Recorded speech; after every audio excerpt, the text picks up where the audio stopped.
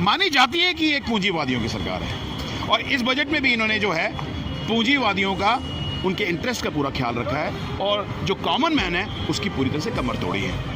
Farm cess आप लगा रहे हो, फार्म सेस आप एसेंशियल कमोडिटीज़ के ऊपर भी लगा रहे हो, पल्सेस और लेंटल्स के ऊपर भी लगा रहे हो, पेट्रोल के ऊपर भी फार्म सेस लग रहा है, डीजल के ऊपर भी फार्म सेस लग रहा है। पेट्रोल और डीजल महंगा होगा, जब पेट्रोल और डीजल महंगा होगा तो एलपीजीज भी महंगी होंगी, डोमेस्टिक गैस सिलेंडर्स जो हैं उसके साथ साथ फ्रेट चार्जेस भी महंगे होंगे और एसेंशियल कमोडिटीज़ की प्राइसेस भी जो है वो इन्फ्लेट होगी। तो कहाँ जाएगा मुझे बताइए कॉमन मैन, कहाँ जाएगी मिडिल क्लास सेगमेंट?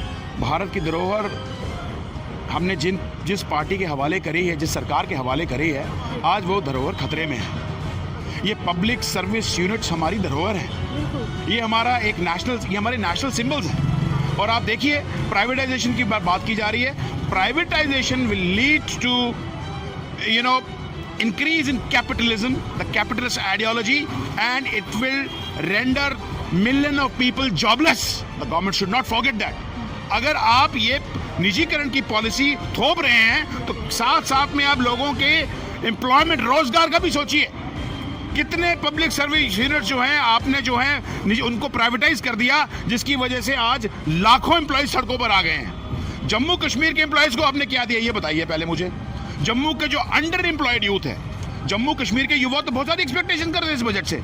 आप 60,000 डेली वेजेस को आपने पक्का करने की बात की थी, कहाँ है वो आपका पैकेज? मैनिफेस्टो में आपके था। उसके बाद आपने कंट्रैक्चुअल जो आपके लेक्चरर्स हैं, चाहे वो पॉलिटेक्निक कॉलेज के, हायर एजुकेशन के, स्कूल एजुकेशन, वो सड़कों पे आ गए हैं। टीचर्स को, कम्युनिटी को तो आपने सड़कों पे फेंक दिया है। तो आप किस किस्म का राम राज की जो है आपको इंडस्ट्रियल स्टेट्स का जो आवंटन हुआ है उसी के हिसाब से ये पैसा भी जो है डिस्ट्रीब्यूट होगा। फिर आपने कहा कि इसमें नौकरियां भी निकलेंगी, तो आप खुद ही सोच लीजिए जब इंडस्ट्रियल स्टेट्स कश्मीर में ज़्यादा हैं तो उस हिसाब से, तो इस गणित के हिसाब से तो 2/3 से ज़्यादा नौकरियां जो कश्मीरी युवाओं को मिलेंगी। जम्मू का युवा फिर सड़कों पर होगा। कहीं ना कहीं हमें सोचने की जरूरत है। We should not celebrate just like that. We should introspect what the government has been giving to us. They're giving us peanuts. और जम्मू के जो खित्ते के जो लोग हैं वो सफ़र कर रहे हैं। तो कहीं ना कहीं ये जो बजट है ये पीपल फ्रेंडली बजट नहीं है। भारत के लिए कल जो दिन था अपेक्षाओं का था, उम्मीदों का था, और क्या उम्मीदें खरी उतरी हैं आम जनता से भी जानने की आज कोशिश करेंगे। वही विपक्ष क्या सोचता है इस पूरे बजट को लेकर। कह रहे थे कि अर्थव्यवस्था पर करारी चोट लगी है कोरोना काल में, क्या अर्थव्यवस्था पर वो मरहम लगाई गई है वित्त मंत्री की तरफ से? हमारे से बात करने के लिए गगन जी हैं, उनसे जानने की कोशिश करेंगे कि पैंथर्स पार्टी का क्या स्टैंड रहा है, क्योंकि लगातार विपक्ष के तौर पर केंद्र को घेरते आए हैं। लेकिन क्या ये बजट जो है उम्मीदों से भरा है या फिर उम्मीदें धरी की धरी रहेगी? गगन जी सबसे पहले बताइए, कल का दिन काफ़ी उम्मीदों से भरा था, क्या उम्मीदें पूरी हुई हैं या धरातल पे कुछ भी नजर नहीं आया? देखिए इस बार फिर लोगों को निराशा ही मिली है। ये जो बजट है 2021-22 का, उसमें union finance minister Nirmala Sitharaman ji ने जो एक पेपरलेस बजट पेश किया वो लोगों की आकांक्षाओं के बिल्कुल विपरीत निकला। ये जो बजट है ये फिर एक कैपिटलिस्ट फ्रेंडली बजट है। आप देखेंगे इसमें एग्री रिफॉर्म्स की बात कही गई है, हेल्थ रिफॉर्म्स की बात कही है, अच्छी बात है, लेकिन आपने कहीं ना कहीं मिडिल क्लास और एक कॉमन मैन को फिर से नज़रअंदाज किया है। ये जो सरकार है केंद्र में बैठी हुई, ये तो मानी जाती है कि एक पूंजीवादियों की सरकार है और इस बजट में भी इन्होंने जो है पूंजीवादियों का, उनके इंटरेस्ट का पूरा ख्याल रखा है और जो कॉमन मैन है उसकी पूरी तरह से कमर तोड़ी है। फार्म सेस आप लगा रहे हो, फार्म सेस आप एसेंशियल कमोडिटीज़ के ऊपर भी लगा रहे हो, पल्सेस और लेंटल्स के ऊपर भी लगा रहे हो, पेट्रोल के ऊपर भी फार्म सेस लग रहा है, डीजल के ऊपर भी फार्म सेस लग रहा है। पेट्रोल और डीजल महंगा होगा, जब पेट्रोल और डीजल महंगा होगा तो एलपीजीज भी महंगी होंगी, डोमेस्टिक गैस सिलेंडर्स जो हैं उसके साथ साथ फ्रेट चार्जेस भी महंगे होंगे और एसेंशियल कमोडिटीज़ की प्राइसेस भी जो है वो इन्फ्लेट होगी। तो कहाँ जाएगा मुझे बताइए कॉमन मैन, कहाँ जाएगी मिडिल क्लास सेगमेंट? कोरोना काल में ठीक है, जहां आपने हेल्थ सेक्टर को प्रमोट करने का पूरा प्रयास इसमें किया है, वहां पर आपने लोगों की जेबों का भी ख्याल रखना था। कितनी अनएम्प्लॉयमेंट होगी इस 1 साल के अंदर? आपने कोई एम्प्लॉयमेंट पैकेज युवाओं के लिए नहीं दिया और खासकर जम्मू कश्मीर के युवाओं को तो आपसे बहुत सारी एक्सपेक्टेशंस थी कि आप एक एम्प्लॉयमेंट पैकेज हमें देंगे। यहाँ के ट्रेडर्स और बिजनेसमैन को आपसे बड़ी आकांक्षाएं थी कि आप एक स्टिमुलस पैकेज उनको देंगे। हमारे यहाँ तो कुछ भी नहीं लगा। तो कहीं ना कहीं ये जो बजट है, it is just like robbing the poor people and paying the rich, I must say that. तो ये लोग पीपल फ्रेंडली बजट नहीं है, ये एक औपचारिकता के रूप में एक जो है बजट जो है एक बड़े फैन केंद्र सरकार लगातार, अगर हम कहें तो पिछले कार्यकाल में जब यहाँ पर नेताओं से चर्चा होती थी बजट के लिए या किसी भी बात के लिए, तो वो कहते थे कि $5 ट्रिलियन इकोनॉमी की तरफ भारत अग्रसर है। लग रहा है कि इस बजट के साथ वो राह आसान है या मुश्किल होने वाली? देखिए, मुझे बताइए कहाँ गई हमारी ग्रॉस डोमेस्टिक प्रोडक्ट GDP? बिल्कुल माइनस में चली गई है वो। और फिर आपने जो यहाँ पर जो है इस बजट में they have tried their level best to bring the fiscal deficit very close, लेकिन रियल ग्रोथ इसमें नहीं होगी। ऐसा लगता है इसमें रियल ग्रोथ नहीं होगी। अगर आप इकोनॉमिक्स के if you study the principles of economics, इन्होंने कहीं ना कहीं ये बजट जो है इन्फ्लेटरी ट्रेंड शो आने वाले टाइम पे करेगा, और इसका खमियाजा किसको भुगतना पड़ेगा? कॉमन आदमी को। री-शेप्ड बजट है ये भी कहा जा रहा है। बिल्कुल, absolutely. It is not certain which path we will trod upon. It's not clear. There's an ambiguity. आपने जो है बजट को एक फैनफेयर के साथ रिलीज किया है और साफ झलक रहा है कि कहीं ना कहीं वो पूंजीवादियों को फेवर कर रहा है और जो आम आदमी है उसके बुरे दिन आने वाले हैं। अगर हम ये सवाल भी उठाते रहे कि आखिरकार केंद्र सरकार किस तरफ या किस राह पर चल रही है कि हर एक क्षेत्र का निजीकरण हो रहा है, लेकिन यहाँ पर भी जो सरकारी बैंक है उनका भी निजीकरण करने की बात की जा रही है। हर एक क्षेत्र में अगर भारत सरकार इसी तरह से निजीकरण की नीति को अपनाएगी तो क्या सरकार के पास अपना कुछ रहेगा?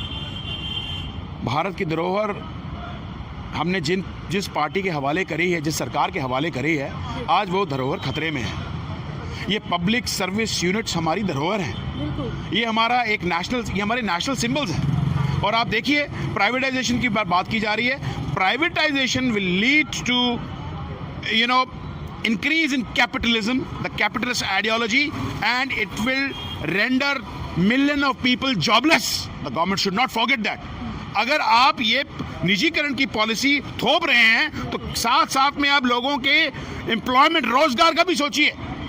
कितने पब्लिक सर्विस यूनिट जो हैं आपने जो है उनको प्राइवेटाइज कर दिया, जिसकी वजह से आज लाखों एम्प्लॉयज सड़कों पर आ गए हैं। जम्मू कश्मीर के एम्प्लॉयज को आपने क्या दिया ये बताइए पहले मुझे। जम्मू के जो अंडर एम्प्लॉयड यूथ है, जम्मू कश्मीर के युवा तो बहुत सारी एक्सपेक्टेशन कर रहे हैं इस बजट से। आप 60,000 डेली वेजेस को आपने पक्का करने की बात की थी, कहाँ है वो आपका पैकेज? मैनिफेस्टो में आपके था। उसके बाद आपने कंट्रैक्चुअल जो आपके लेक्चरर्स हैं, चाहे वो पॉलिटेक्निक कॉलेज के, हायर एजुकेशन के, स्कूल एजुकेशन, वो सड़कों पे आ गए हैं। टीचर्स को, कम्युनिटी को तो आपने सड़कों पे फेंक दिया है। तो आप किस किस्म का राम राज की जो एक्सपेक्टेशंस कर रहे हैं रूहानी, मुझे बताइए। कह रहे कि ये आत्मनिर्भर बजट है, ये आत्मनिर्भर बनाएगा। ये आत्मनिर्भर बजट नहीं है, ये this is bonanza for the government, for the capitalists. ये आम आदमी की कब्र तोड़ने का पूरा प्रयास किया है और पैंथर्स पार्टी इसका हमेशा विरोध करेगी। और वी विल इंश्योर कि जो जम्मू खित्ते की जो एस्पिरेशन है वो फुलफिल हों। ना यहाँ पर ट्रेडर्स के लिए कोई स्टिमुलस पैकेज ट्रेडर्स के लिए, और ना ही यूथ के लिए कोई एम्प्लॉयमेंट पैकेज। हर वर्ग जो है परेशान है। अब देखिए, इन्होंने कहा कि 28,000 करोड़ जो है वो इंडस्ट्रियल डेवलपमेंट की पॉलिसी के हिसाब से यहाँ पर आएगा। उसमें से आप देखिए 70 इंडस्ट्रियल एस्टेट्स हैं, 46 इंडस्ट्रियल एस्टेट्स तो कश्मीर के लिए हैं और 24 इंडस्ट्रियल एस्टेट जम्मू के लिए हैं। तो उसी के जिस तरह से आपको इंडस्ट्रियल एस्टेट्स का जो आवंटन हुआ है उसी के हिसाब से ये पैसा भी जो है डिस्ट्रीब्यूट होगा। फिर आपने कहा कि इसमें नौकरियां भी निकलेंगी, तो आप खुद ही सोच लीजिए, जब इंडस्ट्रियल एस्टेट्स कश्मीर में ज़्यादा हैं तो उस हिसाब से, तो इस गणित के हिसाब से तो 2/3 से ज़्यादा नौकरियां जो कश्मीरी युवाओं को मिलेंगी। जम्मू का युवा फिर सड़कों पर होगा। कहीं ना कहीं हमें सोचने की जरूरत है। We should not celebrate just like that. We should introspect what the government is giving to us. They're giving us peanuts. और जम्मू के जो खित्ते के जो लोग हैं वो सफ़र कर रहे हैं। तो कहीं ना कहीं ये जो बजट है ये पीपल फ्रेंडली बजट नहीं है। ये इसमें ठीक है, इसमें एग्री रिफॉर्म्स की बात की गई है, हेल्थ सेक्टर को रिफॉर्म्स की बात की है, डिफेंस की बात की है, अच्छी बात है। लेकिन आपने तो जो आम आदमी है, जो 75 to 80% पॉपुलेशन तो आपकी जो है वो कॉमन मासेस है, जो आपको सत्ता पर बैठाती है, मिडिल क्लास है, और आपने उनको जो है कुचल के रख दिया। कब तक चलेगा हमारे साथ? हम मानते हैं ठीक है कोविड चल रहा था, अब आपको जरूरत थी कि जो हेल्थ केयर की सवाल है कि कोविड से पहले भी जीडीपी की ग्रोथ उस प्रकार नहीं थी जो उम्मीदें रखी जा रही थी। विपक्ष लगातार हमलावर हो रहा था, विपक्ष लगातार कह रहा था कि ग्रोथ रेट क्यों नहीं बढ़ रहा है, ग्रोथ रेट क्यों नहीं बढ़ रहा है। और मैंने भी जब आपसे सवाल किया था, आपने यही कहा था कि एम्प्लॉयमेंट इंडेक्स इसके साथ बहुत ज्यादा जुड़ा होता है। तो उस बात पर भी अभी कोई चर्चा नहीं हो रही। और ये कह रहे कि जब इस तरह की वी शेप्ड यहाँ पर इकोनॉमी बन रही है, वी शेप्ड बजट है, पूरी पूरी तरह से बन रहा है, विक्ट्री साइन के तौर पर ले रहे हैं। लेकिन ऐसा नहीं है कि जो गरीब है वो और गरीब हो रहा है और अमीर और अमीर हो रहा है। देखिए, सत्ता के इस सरकार के पास कोई पॉलिसी नहीं है। जब ये सरकार केंद्र में आई थी, इन्होंने बड़े बड़े लोगों को ख्वाब दिखाए, आश्वासन दिए, और they have totally failed to implement all those slogans on the ground. People are suffering and people are suffering for the last 6 years। कुछ भी धरातल पे नहीं हुआ है। आप मुझे बताइए कहाँ है डेवलपमेंट? एक जम्मू सिटी का एग्जाम्पल ले लीजिए। आज से 7 साल पहले भी जम्मू की यही दुर्दशा थी, आज भी वही दुर्दशा है। The condition of Jammu region, Jammu and Kashmir rather, I must say, it is unabated. आप मुझे बताइए कहाँ हुई डेवलपमेंट? बड़े बड़े नारे दिए इन्होंने। तो जीडीपी, तो मेरी बात सुनिए, डेवलपमेंट तब होती जब इनकी पॉलिसी जो स्कीम जो है वो सही मानों पे राइट लेटर और स्पिरिट में इंप्लीमेंट होती। वो तो इंप्लीमेंट सरकार कर ही नहीं पाई है। The grocery failed. लोगों की भावनाओं से खेला जा रहा है, लोगों को, देश को बांटा जा रहा है, समाज को पोलराइज किया जा रहा है। इससे अच्छा है आपको तो वोट मिल जाते हैं, आप सत्ता में बैठ काबिज हो जाते हैं, लेकिन आपको सरकार चलाने के लिए you need an acumen, and this government lacks the acumen. They are totally failed to implement their all slogans, the policies on the ground. People are not being benefited. No sector of the society is being benefited. तो अभी ये जो budget है ये एक repetition है, ये एक रेपिटेशन है पुराने बजट्स की, और एक फैनफेयर के साथ इसको रिलीज किया गया है। लोगों को फिर से एक बार जो है एक भ्रम जाल में फंसाया जा रहा है। साफ तौर पर लोगों के सामने भ्रम की राजनीति है, यानी कि स्थिति अभी स्पष्ट नहीं हुई है।